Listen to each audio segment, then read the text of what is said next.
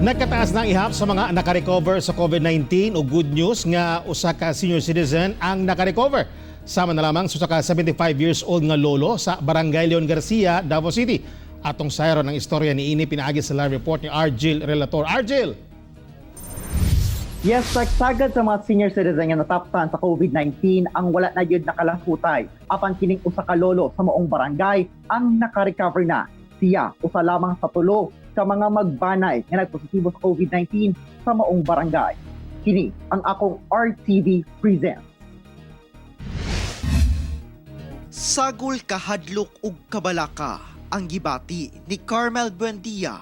Sanglit dili lamang usa, kundili tulugayod ka miyembro sa ilang pamilya ang nagpositibo sa COVID-19. Ang iyang amahan ug inahan nga pulos mga senior citizen ug ang iyang kuya. Butang nga gipailawom sa lockdown ang Purok Santo Niño, Barangay Leon Garcia, Agdao, Davao City. Unang nagpositibo ang iyang amahan nga si Tatay Crispin, 75 years old. Katong first manggod pag adto sa ospital sa akong papa, sir, is ako manggod to yung kaubanog akong mama. Nya iyang gibati pa first, sir, kay gasidok pa siya tas dili magunong iyang sidok, sir, ba, sir. Nya mao to kay padala na lang jud naman siya sa ospital kay no choice naman mi tapos COVID na to nga time nya. Dili unta na mo siya gusto ipadala dito kay tungod mahadlok pud mi ato nga sakit, sir. Unya pero gipadala na lang namo siya dito, sir, kay maglisod na magud siya ginhawa. Sa kalisod sa kinabuhi, bisan sa katigulangon, nagasuroy pa kuno si Tatay Crispin aron mamaligya ug lamas. Posible matud pa nga dito niya nakuha ang virus. Samtang ang iyang inahan, Gipadto mi dito sa kuan, sir, isolation kay magpa-swab test pud mi kaming pamilya, sir. Adto mi dito, sir, alas 4 sa hapon. Nahuman nya gitawagan ko sa doktor, sir, kay ako ra magud ang makauli, kay ako ang mama i-admit, ako ang kuya kay wa pa result. Nya ako ang mama na-admit siya is alauna sa kabuntagon.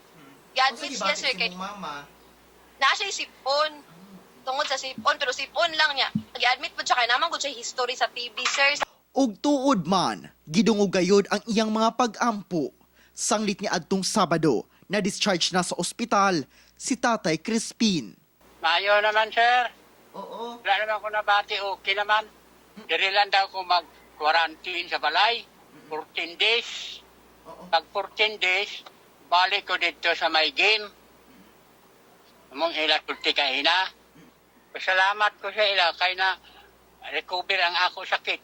Na sa mga doktor, sa mga gobyerno. Mga nurse man itong kuwan sa ako, naga-monitor, aga kagabi, sige lang monitor sa ako. Tay, napakaubo, napakasipon, kalintura, mayo na imo paginawa.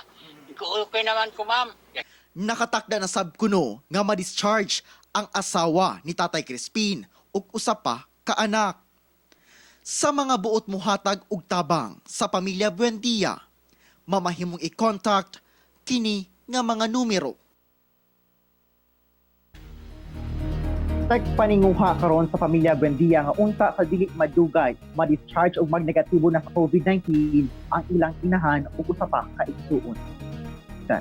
Argel, unsa may gibuhat ni Lolo nganong mura og lig-on man sa resistensya?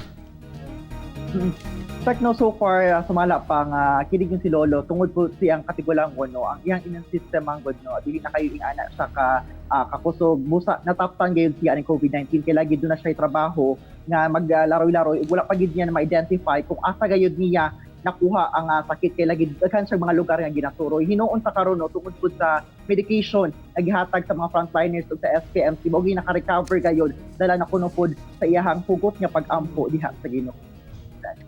Okay, daghang salamat, Argel Relator.